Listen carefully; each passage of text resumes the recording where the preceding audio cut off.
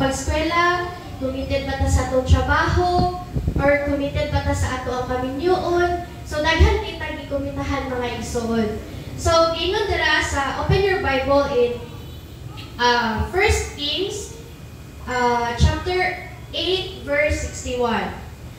And may your hearts be fully committed to the Lord our God, to live by His decrees and obey His commands, as at this time, or at sa lahi nga version kay, or at all times ni siya mga igsoon. No, kani siya nga verse, nag-talk ni siya about dedication. No? Kato ni kuan ni Solomon sa prayer of dedication mga igsoon. So, ako na siya nga kuan bitaw ka ng, while ako ni siya gi-devotion mga igsoon, nakoy nakuha nga tulo ka factors sa commitment mga igsoon. Number 1 is commit to works. No? So dapat committed yun ta sa pagtrabaho mga igsoon. At hindi siya pwede nga bitaw trabaho lang sa kalibutan. Pinaka-importante is committed ta sa atong works, sa ministry, sa atong church, or kung nagkumita para sa Ginoo mga igsoon. Kaya nga naman, kung wala tayong commitment, pwede magpunta nga mo trabaho, pero dili ta komitado. No? Trabaho lang ta ganahan ta, magpasugo lang ta kung ganahan ta, or pwede po ta nga mo trabaho, pero limitado. So kung ato lang favor sa ato ba, no? Kaya bitaw, ani convenient sa ko ang trabaho ko ani. Ani kuan ko ani kanang comfortable ko ani, mo trabaho ko ani. No? So example, si Kuya Tindong, di ba? Siya ang mag-impute rin sa ato ang kuan, sa ato ang simbahan. Pero naamay lain nga ni commit, kami po mag-impute. Pero pag naay activity nga tugtog ta diri, mag-anong ta diri, daghan kay present, makaano ta. Pero wala ta kabalo sa behind nga trabaho sa usa ka simbahan mga igsoon. No? And design po na siya sa atong tagsa-tagsa nga kinabuhi. Even sa ato ang panimalay mga igsoon ba. So, kung ang atong pagtrabaho sa ato dili ta committed enough, so paano ta maging makuha nato ang atong goal? Kung kabalo ta sa atong kaugalingon nga dili ta inana ka committed. So, kay ang Ginoo magud mga igsoon, He is right and just magyud. So, dili gid siya mangutang sa ato So, maybe there was a time sa atong life ba nga makaana ta nga trabaho naman ko pero wala naman. Kaya nga naman, nag-expect magud ka, nakabalo ka, dili 100% ikong nahatag. And kita tanan ana mga igsoon guilty jud. So even ako, I fall short in the glory of God mga igsoon. No? So number 2 is dira magud sa about commitment mga igsoon sa two works is gingon dira sa Proverbs 16:3. Commit to the Lord whatever you do, and He will establish your plans mga igsoon. Common kay na siya nga verse. And number 2, so kay kuan man na siya, kung ikaw ang mo-commit, dili jud kaayo na siya pero pag i-commit nimo kay Lord, 100% yun ang feedback ka ng mga igsoon. And number 2 is commit to support. So when we say commit to support, naate generosity sa atong ministry. Amen? So, yes, makasupport na sa atong ministry through sa atong work. Pero always remember mga igsoon, nga makasupport yung puntag ayo sa atong ministry kung willing ta mo finance mga igsoon. No? So 2 Corinthians 9 verse 6 to 8, but let's focus sa verse 8. And God is able to bless you abundantly, so that in all things at all times, having all that you need, you will abound in every good works mga igsoon. So, while naman ang ko, ang commitment comes in different form gitay mga igsoon. Services and finances. Amen? Kaya nga naman, nag-serve ta, yes, dako kay na siya tabang. Dili po na siya nato i-discredit ang mga nagapagamit through sa labor.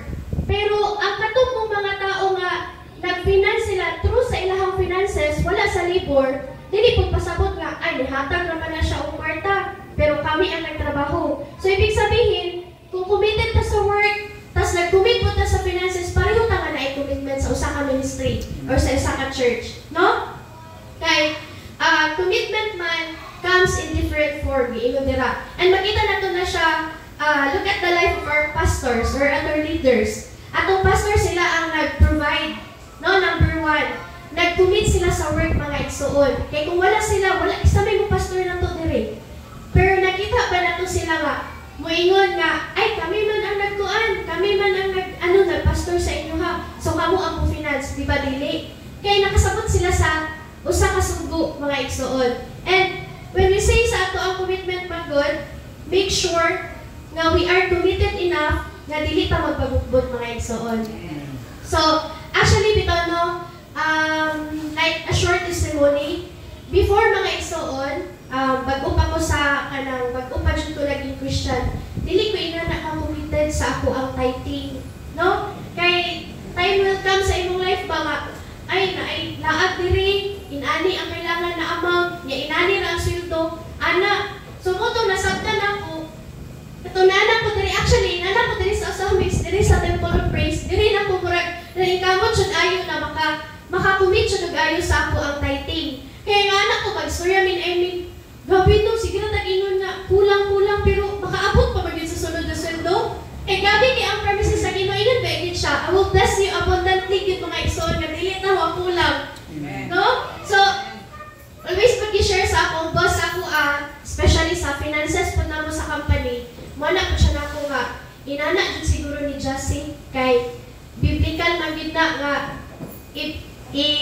i-bless ko Lord, nga sakto lang na di ko makapangawat. No? O ayaw po nga sobra-sobra kay basin makalimot na pupunin mo. Anak ba? So, aan po ko sahay nga, Lord, gabi, lisod dyan usahay, pero dili dyan inana kalisod, no? Wala nagkikaon. So, ako nakuan nga, dili man ko inana ka.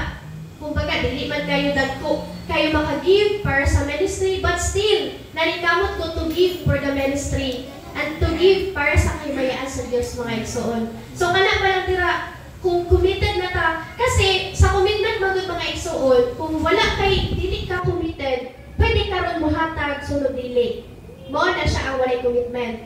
Pero kung committed jud ka mga igsoon, mana or wala, you have more or you have enough lang, mohatag jud ka for the Lord. Amen? And number 3 mga igsoon is commit to serve, no? Or commit to service. So, pwede ka nga di trabaho, pero wala ka bisani. Ako, piski sa akong agi, kaya ko wala kayo pa nakabasa. Okay. So, pwede ka ni trabaho, pero wala ka ni finance service, at ni servisyo, pinili imong pagpagamit mga igsoon.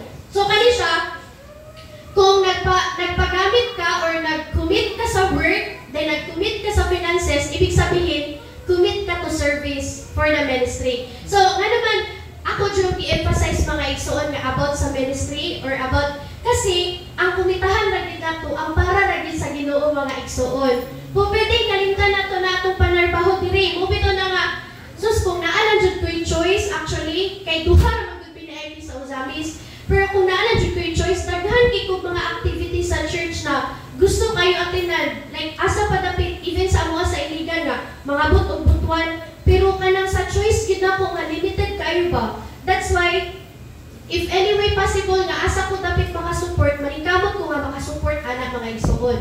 So, kaya naman, committed to service, kay mo man gid ang kanang great commission sa ato agin sa tubuhi nga Dios mga igsoon. Makapagamit kita sa buluhaton para sa Ginoo mga igsoon.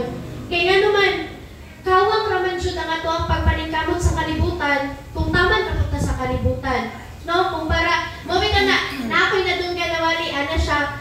Ay kato si Pastor Magalo na, di ba? Naagi tay purpose. Kay kung the moment nga nakadawat to sa Ginoo mga igsoon, para langit ra day atong purpose, pagkadawat na to gipatay na ta diretso. Pero wala man, gi-bless pa man ta sa Ginoo. Ibig sabihin, kung kita na bless, we should bless others, we should bless the ministry gid mga igsoon. So when we serve, make sure to submit. Amen? So, dili pa sabot nga, committed na ako sa work, committed na ako sa finances, nagservisyon ako, pero man atong submission, no? Basin tayo will come, makakuanta sa itong kaugalingon, kira na sila pastor, nagsuporta bitaw mo dira sa simbahan, wala na. Kasi, when you commit to serve mga igsoon, nag-serve ka sa ato ang buhi nga Dios, you should submit sa nagpastor sa ato ang mga igsoon, sa atong good shepherd. So, dili pasabot mas dato pa ta sa ato ang pastor, wala muhatag na ko financially. No. Nga naman, dili gihapon ka committed enough anak mga igsoon. No, so gingon sa Colossians 3:23, whatever you do, work at it with all your hearts as working for the Lord, not for human master mga igsoon. No? So atong timan-an sa tong kaugalingon mga igsoon, tulo ka butang. Commit to work, commit to support, and commit to serve. Mag-uban din na siya. Kay kung nag-work lang ta, wala tayo serve anak, sa ginaingon pa nako, kung limited ang atong pagpagamit mga igsoon, lisod kaayo.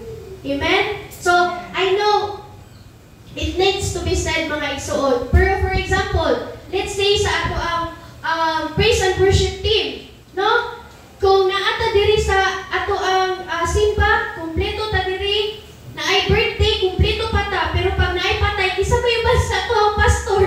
Limited kayo, ato lang leaders, dili gyud kumpleto. Pero pag abot sa kalibutan, ay naa sa kuan, intramurals, naa sa palakasan, naa pa sa mga activity, naa pa night activity, mag-disco-disco pa simbahan. Uso na pinakaroon, acquaintance party, naay after party nga ginatawag mga igsoon.